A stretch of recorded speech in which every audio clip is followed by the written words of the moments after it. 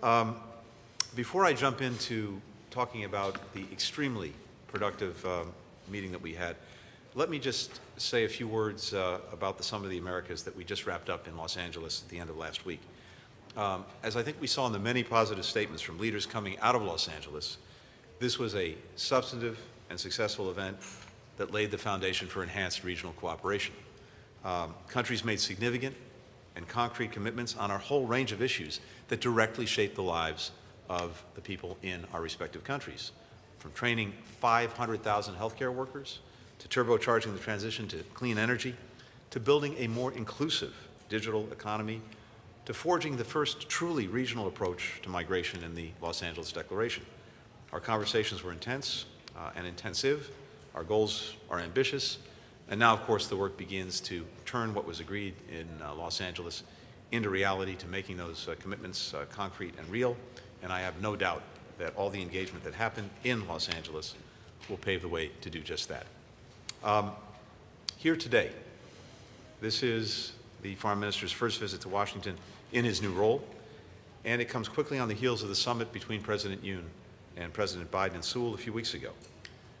As President Biden said then and there, the alliance between the Republic of Korea and the United States has never been stronger, it's never been more vibrant, it's never been more vital.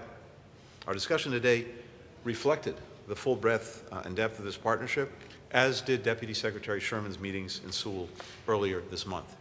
We probably could have gone on for another couple of hours covering the world as we were. Now, we can't also forget the other very notable meeting between our countries recently, BTS visiting the White House. For the BTS Army in America, it was a thrilling day. And I have to tell you, some of you may have noticed this, I had another K-pop moment myself a few weeks ago when I was on the Late Show with Stephen Colbert. As we arrived at the Late Show, there was a huge crowd at the backstage door. And for a minute, I have to admit, I thought, well, maybe they're here to see me. No. There was a K-pop group twice that was also on the show that night. That's why they were there. And by the way, they were terrific. So, there's no question that the ties between our countries are strong and incredibly broad as well. And through this alliance, founded in shared sacrifice, deepened over nearly 70 years, our countries are taking on urgent challenges and also seizing opportunities together. So, to name just a few of the issues that we talked about in some detail today. First, we are coordinating closely with each other on the threat posed by the DPRK's unlawful nuclear and ballistic missile programs. The recent increase in Pyongyang's ballistic missile testing has raised tension throughout the Indo-Pacific region and beyond. We continue to seek the complete denuclearization of the Korean Peninsula. And let me emphasize that the United States has absolutely no hostile intent toward the DPRK. We're open to dialogue without preconditions. We want to support the people of North Korea, including with COVID-19 vaccines. Indeed, we have offered our help consistently throughout the pandemic and again during the awful surge that they are now enduring, which comes on top of severe economic and humanitarian crises. Our goal, simply put, is a peaceful and stable region and world. Until the regime in Pyongyang changes course, we will continue to keep the pressure on. Just as important as what we're doing is how we're doing it, together with the international community.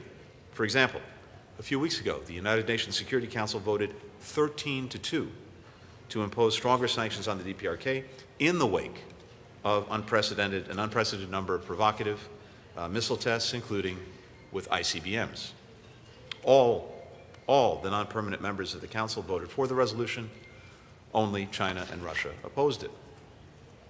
And with Japan and the Republic of Korea, two of our closest allies, we are working trilaterally to address the threat posed by the DPRK and to tackle other pressing regional challenges, including, for example, restoring Burma to a democratic path, supporting ASEAN, accelerating women's empowerment. All this work is grounded in our shared values as democracies and our shared commitment to human rights. And the United States is committed to helping our partners work through challenges in their relationship, which is in the collective interest of the region and of people in all three countries.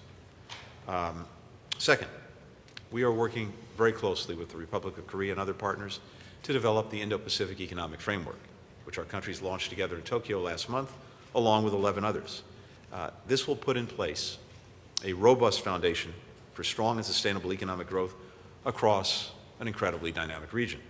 Our countries share a commitment to a free and open Indo-Pacific where innovation flourishes, supply chains are secure, labor and environment standards are high, and the rules of the road give workers and businesses from all countries an equal chance to compete and to succeed. The bilateral economic relationship between the Republic of Korea and the United States is one of the strongest in the world. We're your second largest trading partner. You're our sixth largest. We're the second largest investor in your economy. You invest more in the United States than you do in any other country. In so many ways, we are profoundly linked together through our economics. Samsung is building a semiconductor factory in Texas, which will create thousands of jobs here in the United States. Hyundai has announced more than $11 billion in new investments in American manufacturing, including a new electric vehicle plant and battery factory in Georgia that will, again, create thousands of jobs. These partnerships between leading global Korean companies and American workers and communities will yield benefits for both of our countries and bring us even closer together. Third, we are standing together on global security challenges, including President Putin's unprovoked war on Ukraine. Since the war began in February, the Republic of Korea has coordinated sanctions and export controls alongside the United States and other allies and partners. It's taken steps to help stabilize energy markets. It's offered significant economic and humanitarian support to the government and people of Ukraine. We will discuss these and other issues in depth later this month when President Yoon joins the NATO summit in Madrid, together with other allies and partners from the Indo-Pacific region. Across these and other issues, the Republic of Korea and the United States are united. We're working together to promote peace, stability, and prosperity in the Indo-Pacific and beyond. We're connected by people-to-people ties going back generations, including nearly 40,000 Korean students who came to the United States in the last academic year, more per capita than from any other country. Foreign Minister Pak earned degrees from not one, but two American universities. He knows the power of these exchanges, so do we. In the 140 years since our countries established diplomatic relations, we've grown closer in every conceivable way. Under President Yoon's administration, that is sure to continue, especially as the ROK assumes its vital role as a global pivotal state. So Jen, thank you again for being here in Washington. Thank you for the very, very good conversation between us and between our teams. A lot ahead of us, but for today, it's wonderful to have you here. Thank you. Well, thank you, Tony, for the warm welcome and the incredible hospitality. I would also like to thank your excellent team at the State Department for their work in preparing today's meeting. My first official order of business after arriving in Washington, D.C. yesterday was to lay a wreath at the Korean War Memorial and pay tribute to the heroic U.S. soldiers who sacrificed for freedom. While there, I had a chance to meet with American families visiting the memorial and was pleased to learn that the families were proud descendants of the Korean War veterans, Army soldiers, and Marines who have passed away. I think they were pleasantly surprised to see the Korean foreign minister there. Today, Secretary Blinken and I had a very productive and comprehensive dialogue over lunch on a wide range of shared agenda. I'm also pleased I had this opportunity to get to know Secretary Blinken on a personal level. Today's meeting takes place at an especially critical moment. First, it comes on the heels of the successful summit meeting between President Yoon and President Biden 3 weeks ago in Seoul, where they reaffirmed their commitment to strengthening the alliance. Secretary Blinken and I discussed ways to build on the strong momentum created by the summit so early in President Yoon's term and to promptly implement the agreements reached by our two presidents. Second, our alliance is confronting increasingly complex challenges, including destabilizing actions by North Korea, the war in Ukraine, ongoing COVID-19 pandemic, supply chain disruptions, food and energy crisis, climate change, and others. As allies that share core values, such as democracy and human rights, Korea and the United States are natural partners for tackling these tasks. This is what we mean when we commit to developing a truly global, comprehensive, strategic alliance. Secretary Blinken and I also share our assessment on the series of recent missile launches by North Korea, as well as prospects of further provocations. We affirmed that any North Korean provocations, including a nuclear test, will be met with a united and firm response from our alliance and the international community. We expressed special concern over North Korea's increasingly aggressive rhetoric regarding the use of tactical nuclear weapons. And we agreed that North Korea issue is one of the top policy priorities for the United States and the Republic of Korea. Pyongyang's continuous provocations will only lead to strengthened deterrence of the alliance and stronger international sanctions measures. With a shared understanding of the importance of extended deterrence, Secretary Blinken and I agreed on the early reactivation of the high-level extended deterrence strategy and consultation group. As a follow-up to the summit meeting in May, the EDSCG will serve as a timely and effective mechanism to discuss concrete extended deterrence measures, as well as to send North Korea a firm message. We also discussed concrete ways to close the loopholes in the implementation of existing sanctions, as well as ways to further strengthen the sanctions regime. At the same time, we have been very clear that we remain committed to dialogue and diplomacy. We are prepared to take a more flexible and open-minded approach to diplomacy vis-à-vis North Korea. We seek dialogue with North Korea without preconditions.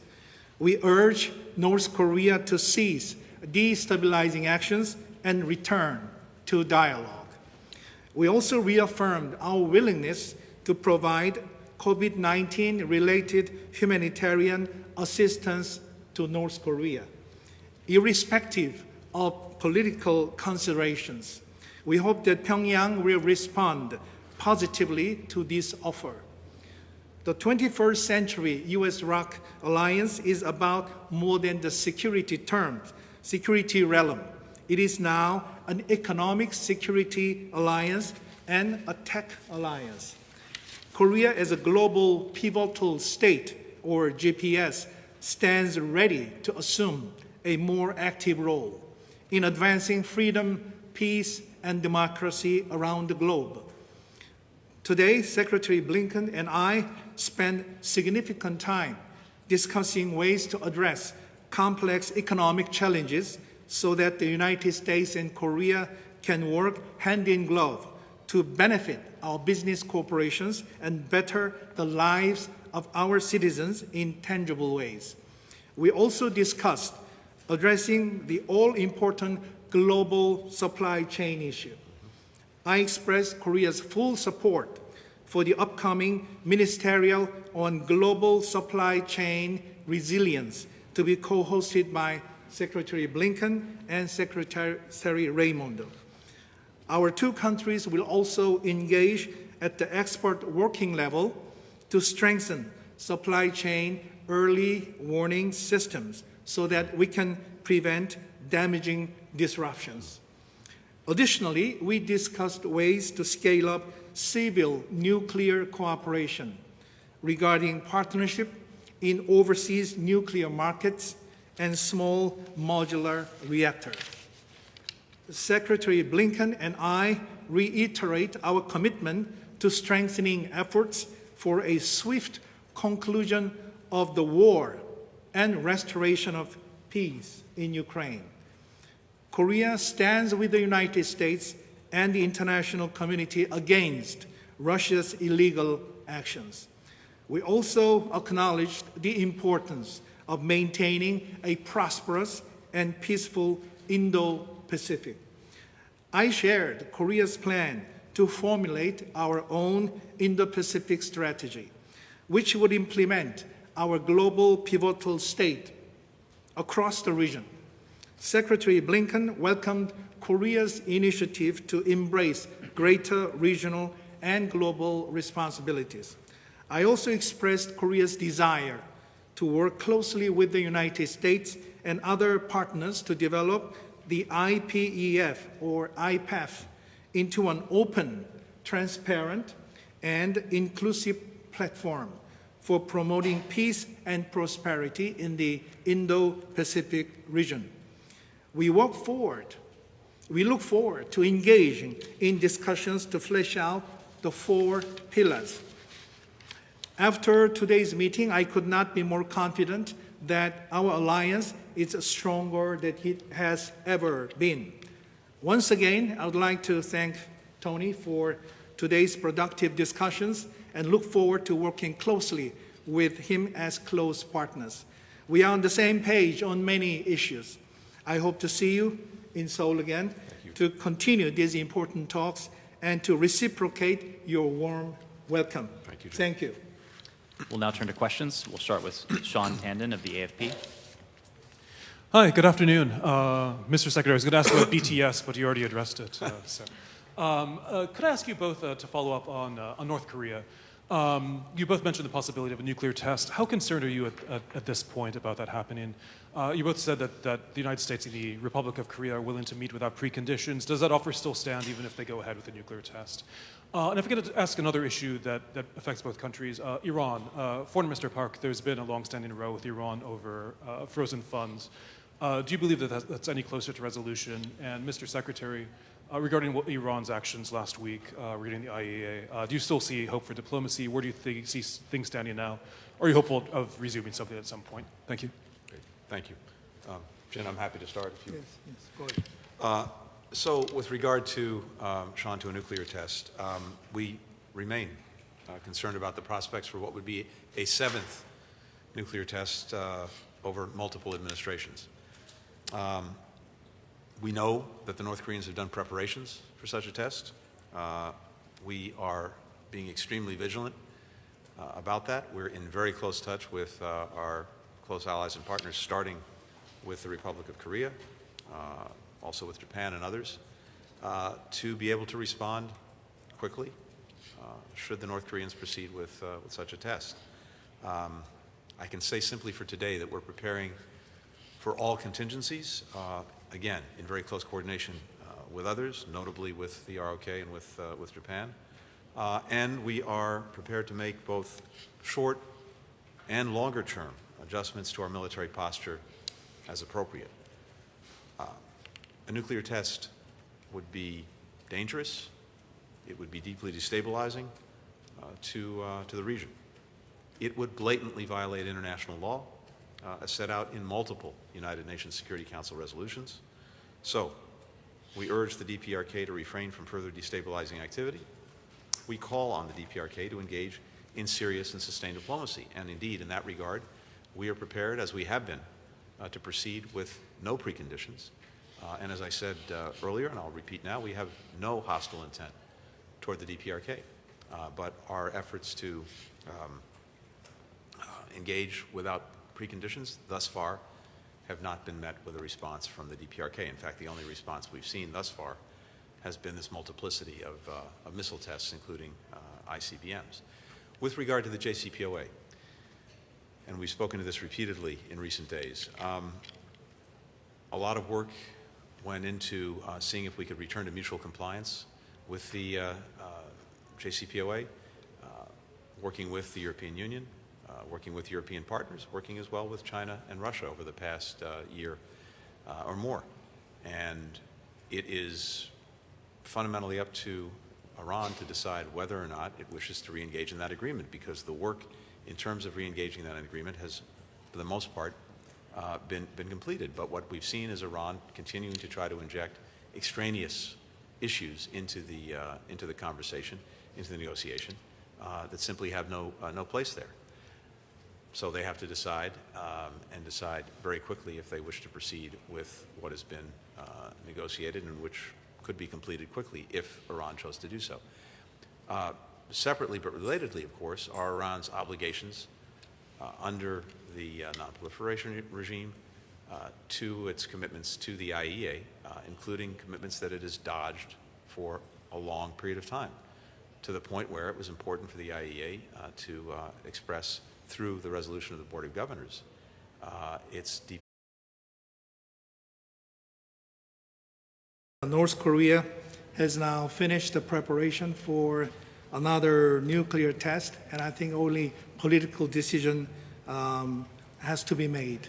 If North Korea ventures into another nuclear test, and I think that it will only strengthen our deterrence and also international sanctions. It will only isolate North Korea from the international community. And certainly we need to push for a new UN Security Council resolution to deal with North Korea's provocation, as we have discussed today. So the lesson that North Korea should learn is that the more provocations they make, the more isolated they will become. And in fact, it will undermine its own national security. With regard to Iran, we want to have a mutually beneficial discuss it with Iran and also with the United States. And in terms of JCPOA negotiations, we hope that this issue can be resolved as soon as possible.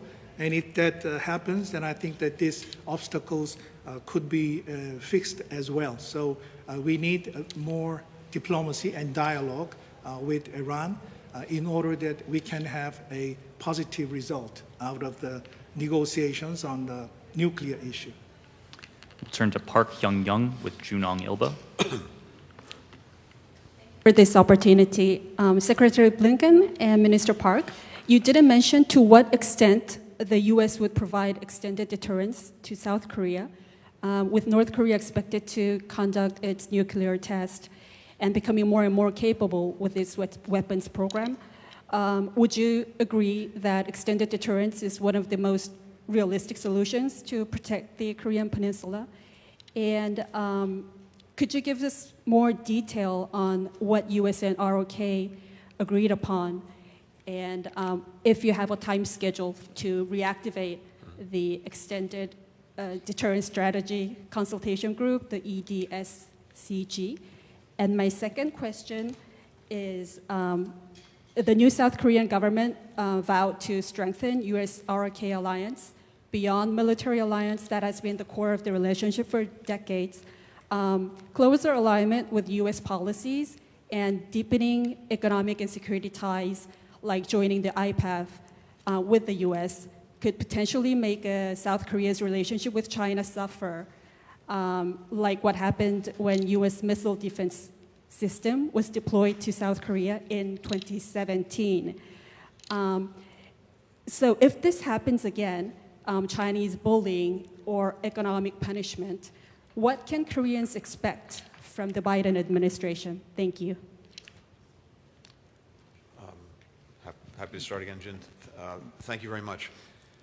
First, it's very simple. The United States is committed to extended deterrence. And that commitment will also take the form of, as we've discussed, reestablishing the Extended Deterrence Group, the working group. And my expectation, I think the minister's expectation, is that that will get up and working very, very soon in the weeks ahead. So that's something we discussed. I won't go into any further detail on the substance, but I can tell you that we're committed to extended deterrence, and we're committed to restarting the work of this group in the weeks ahead. With regard to the second part of your question, the relationships that we have around the world are not designed to be zero sum when it comes to China. For example, we're not about decoupling the economic and investment relationship between other countries and China, or for that matter, our own. On the contrary, we see tremendous value in those relationships. But there are certain aspects of just to cite the example of the trade and economic relationship, that are very important that we discussed today. One is that I think for many countries, the lack of reciprocity in the economic and trade relationship is both unacceptable and unsustainable. That is, China imposes conditions and does things to our companies and business people engaged in trade and investment in China that we do not impose on them. And that simply can't last. And I think you're seeing countries around the world come together on that proposition. Similarly, even as we support trade investment, and even as we do not seek to decouple our economies, there are certain very specific aspects of our economies that are of strategic importance or that have a security implication where we have to be very vigilant, because there is no distinction between Chinese companies and the Chinese state. Indeed, under Chinese law, companies that engage in investment and business are required, at the request of the government, to share any information that they've acquired as a result of these economic relationships with Beijing. And that presents in certain areas something that we have to be very vigilant about, because it could become a security or strategic issue. So that's the nature of the conversation. But more broadly, let me just add this. For us, and I had an opportunity to speak to this about a week ago in discussing the Biden administration's approach to China, our approach is not about holding China back or trying to keep it down. It's about upholding what we commonly refer to as the rules-based international order, the rule of law system that has been put in place to try to govern relations among nations in a way that upholds peace and security, minimizes the potential for conflict, and allows everyone to engage in a race to the top where we all flourish and all succeed. When that order is challenged by anyone, we'll defend it. And in fact, we'll do it together. But again, this is not designed to be zero-sum. It's designed to be a race to the top in which everyone, we hope China included, is prepared to engage. The question you have raised about extended deterrence and IPEF, we discussed before today between the two of us. Extended deterrence strategy and consultation group meeting, we agreed, should be reactivated as soon as possible because it deals with Korean security, peace and stability, and also including the timely deployment of strategic assets when necessary, and of course the restoration of the Korea-U.S. joint military exercise will certainly help bring about more safe environment on the Korean Peninsula. I already mentioned the need for pushing the new UN Security Council resolution in case North Korea comes up with another nuclear test.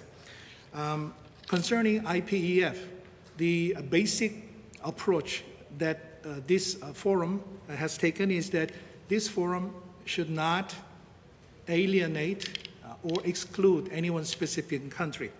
The basic idea is to have a more inclusive, transparent, and also flexible forum where joining participants can discuss the future of the region and how to create a new laws and norms so that member countries can operate together in the area of trade, supply chains, energy, clean energy, and tax and anti-corruption.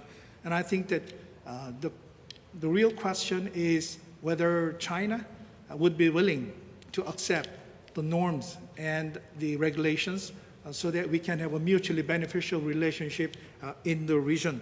So I hope that IPEF can create a better world for the future through the establishment of new regional trade and investment and also economic security framework in the region.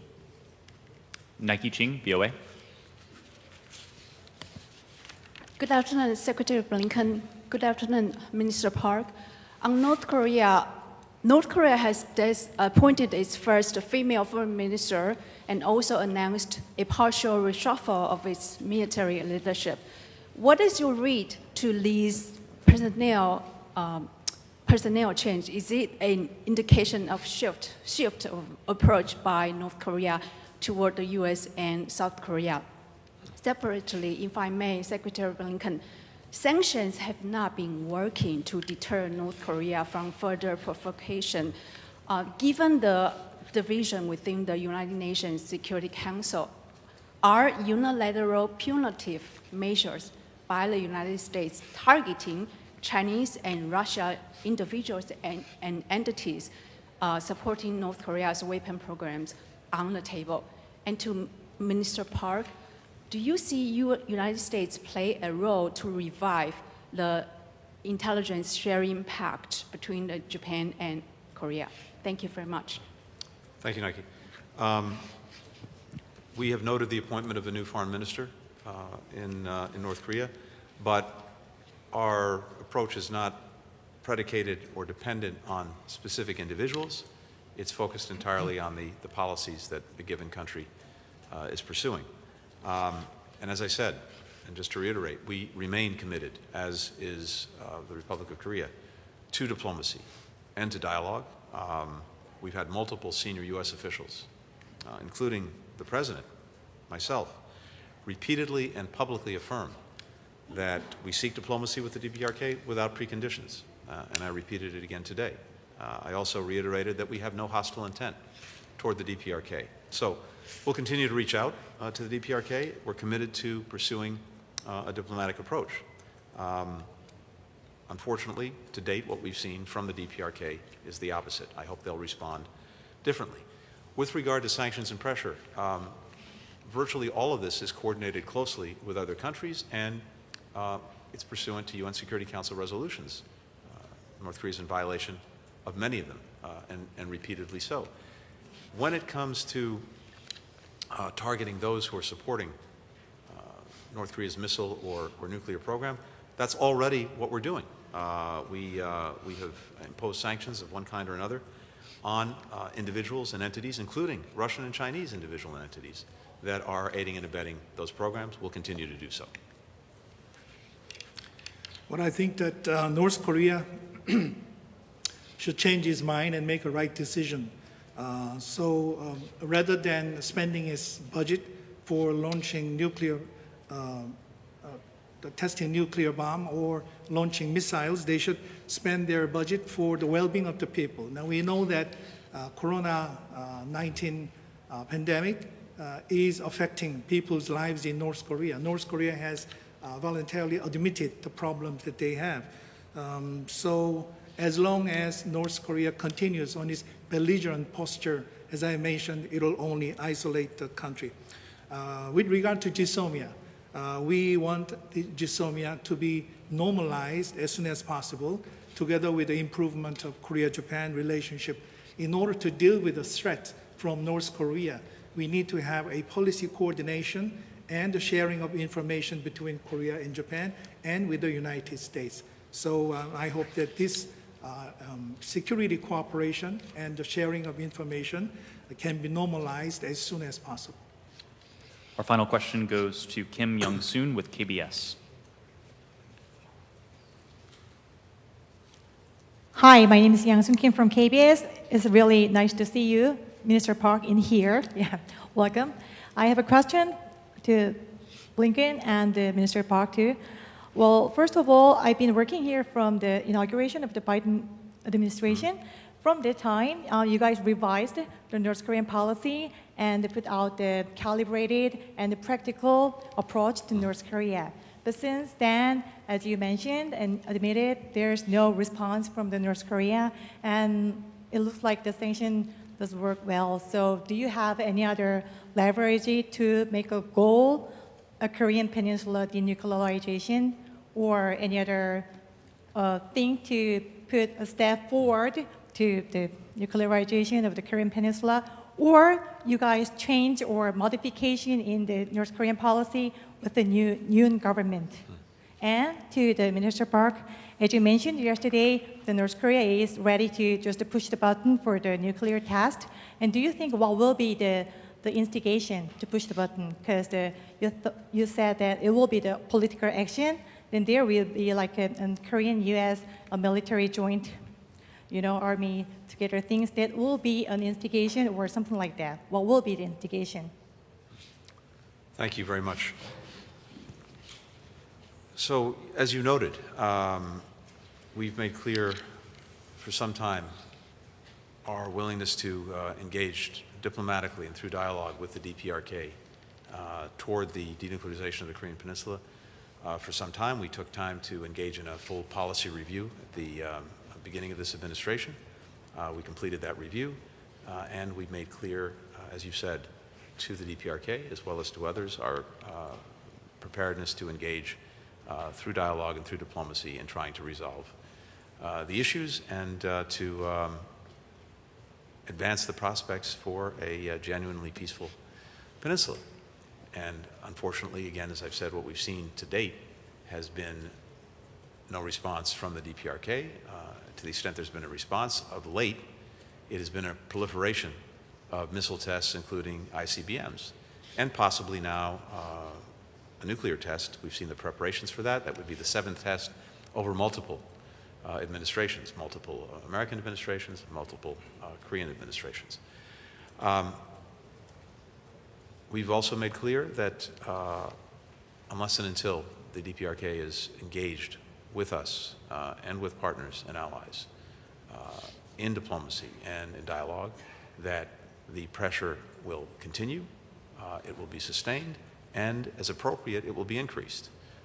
We've talked today, and we will continue to talk with the ROK, with Japan, with others, about the most effective ways to do that. And I can say that we are in full alignment when it comes to the approach that needs to be taken. That pressure can not only be exerted by our countries, but also by others in the international community, including through additional Security Council resolutions and what flows from those resolutions. At the same time, it is very important that we continue to strengthen our own defense and deterrence against further action by the DPRK. This is something that we're also engaged in. We're committed, for example, to talking about how we expand the scope and scale of combined military exercises for defensive and preparedness purposes, training on and around the Korean Peninsula. And of course, we want to make sure that we have in place all the defensive capacity necessary to deal with any possible provocation or aggression coming from the DPRK. That is not what we're looking for. That is not our goal or intent. To the contrary, it's the peaceful resolution of all of these differences toward a denuclearized Korean Peninsula. To do that through diplomacy and dialogue, but we're going to be prepared either way. And there is no daylight between the United States and the Republic of Korea when it comes to both aspects of that policy, being prepared fully to pursue diplomacy and dialogue, but also being prepared to deal with any provocation and any aggression coming from the DPRK.